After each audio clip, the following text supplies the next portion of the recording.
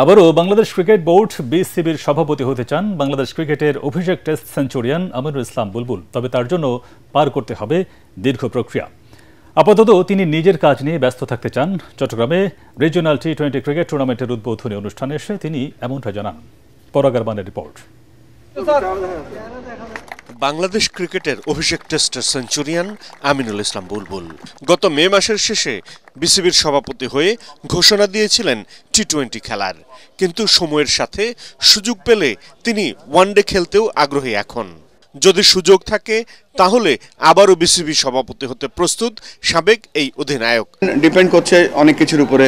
একটা দেশের নির্বাচন হয়, মানুষ পিক করে রাইট পারসন, এটা অনেক কিছু নিজের কন্ট্রোলের বাইরে।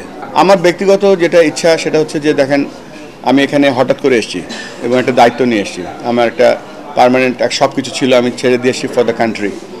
সেই কাজটা করার জন্য যতদিন করা সম্ভব করলাম। পরবর্তীতে সেটা আমার হাত নেই, যেন আমি এবং ফাহিম ভাই আমরা দুজনই হচ্ছে ন্যাশনাল স্পোর্টস কাউন্সিলের কাউন্সিলর। এটা অনেক কিছুর উপরে নির্ভর করছে। প্রথমে তো ন্যাশনাল স্পোর্টস কাউন্সিল আমাকে বিশেষ করে কাউন্সিলর করতে হয় প্রথমে, তারপরে একটা বোর্ড আসবে, সেই বোর্ডের লোক সবাই যারা ডিরেক্টররা থাকবে তারা সবাই মিলে ভোট দিয়ে প্রেসিডেন্ট বানাবে। সো এটা অনেক দূরের কথা।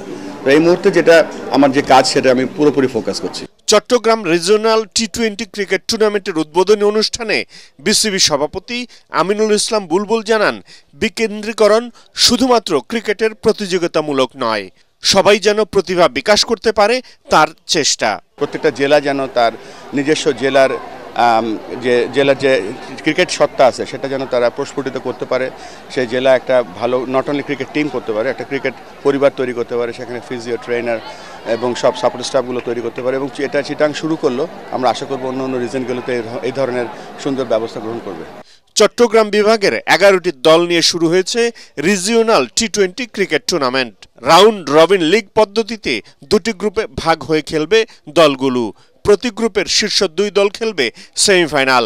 আগামী 9 সেপ্টেম্বর হবে ফাইনাল খেলা। পরাগ আরমান, এটিএন বাংলা।